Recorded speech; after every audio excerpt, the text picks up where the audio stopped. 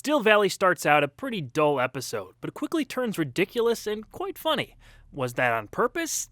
I don't think so, but it resulted in an entertaining show that gave me a few laughs. During the American Civil War, 2 Confederate soldiers are watching the Union Army invade a nearby valley. When noises from the approaching cavalry suddenly stop, Sergeant Joseph Paradine investigates.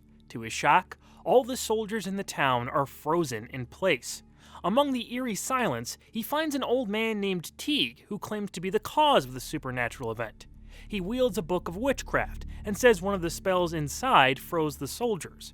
After making an example out of Paradine, the sergeant believes the old man, who says he wants to do the same to the whole Union Army and win the war for the South. However, Teague reveals he's dying and can't accomplish the task, so he turns the book over to Paradine to finish the job he started. Through the power of the devil, Teague says the Confederacy can achieve victory. James Sheldon came back to helm Still Valley, directing his 5th and second-to-last installment. He has a bit of a hit-and-miss filmography in this show, but was just coming off 2 classics, Long Distance Call and It's a Good Life. This may not have been his worst, but he had proven by this point he could do better with superior material. Rod Serling wrote the teleplay. It's based on a 1939 short story by mainly Wade Wellman called The Valley Was Still. There are significant differences in the short story that see things get a little more interesting than they got here. For instance, in Wellman's version, Teague pushes Paradine to sign an agreement with the devil in blood. This scene ends with the Confederate sergeant slicing off the old man's head and taking the book with him. I mean, talk about a graphic visual. I'm sure they couldn't have done this in a way that showed too much back on 1961 TV, but maybe it could have been pulled off in a less gory fashion, or at least the implication of it. This turn sure would have demanded this story be taken more seriously. As is, the episode starts off very slowly and doesn't get interesting until halfway in. The sequence showing off the town of frozen soldiers is something we had seen done much better in installments like Elegy. It felt old hat at this point and didn't bring me into the story like I believe it should have. Although, once the old man shows up, everything gets a lot more entertaining. This here's what done it. This here book.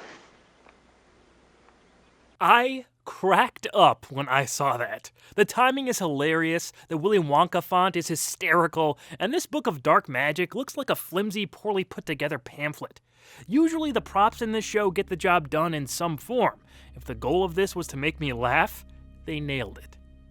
Teague is played by Vaughn Taylor. This was his second of 5 Zone appearances after his first in Season 1's Time Enough at Last. He's only 4 years older than Paradine's actor, Gary Merle, and the age makeup is less than convincing. I'm fairly certain he was supposed to come off at least a bit ominous in his words, but he just ended up sounding like a kooky old man. I'm a witch man, like my pappy afore me. Hypnotism. Hypnotism. This is conjure stuff. The devil. That's who you're in league with. The devil himself. That's who we'll have fighting on our side. The devil. The devil. The devil. Taylor doesn't do bad at playing a man decades his senior at the time, but he comes off more like a tired old prospector than a man of evil sorcery. The rest of the cast don't fit their roles very well. Gary Merle and most of the Confederates we see don't even try much of a southern accent. Are you drunk or something, Paradine? Now, there hasn't been a sound from down there all day. Lieutenant, you got every right to call me mad. But the reason you didn't hear them is they're all asleep. For some reason, whenever they cut to that shot of Paradine, he's out of focus. A rare technical miscue from behind the camera. They go back to this shot a lot in that scene, and Merle's always soft. I'm surprised there wasn't another usable take, or they didn't adjust that frame during shooting. Yet another strange quirk with this production.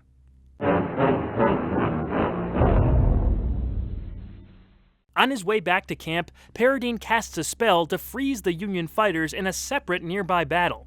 When the Confederate battalion's leader, Mallory, returns to the camp, he's spooked and confirms the spell worked. With his superiors ready to put their faith in almost anything to win their losing battle, Paradine looks to cast a massive spell to freeze or even kill the rest of the Northern soldiers. He begins to call forth the power of the Prince of Darkness, but stops short when the book reads to revoke the name of God. Putting divine morality over the survival of their own cause, Paradine thinks revoking God will damn the Confederacy. He'd rather the CSA be buried in hallowed ground if it's going to lose the war, and tosses the book in a fire, where it quickly burns. Rod's narration mentions that the next day, these Confederate soldiers were sent to Gettysburg, and the story ends with the Confederacy's demonic chances of winning going up in smoke. I'm going to recommend this episode on account of how zany it is. There were attempts at making intentionally comedic installments, and a lot of those didn't work all that well. Still Valley is funny and entertaining because it takes itself so seriously, while cutting together humorously from a modern lens. It's not a high-quality must-see, but it just might give you a chuckle that may reverberate into the remote regions of the Twilight Zone.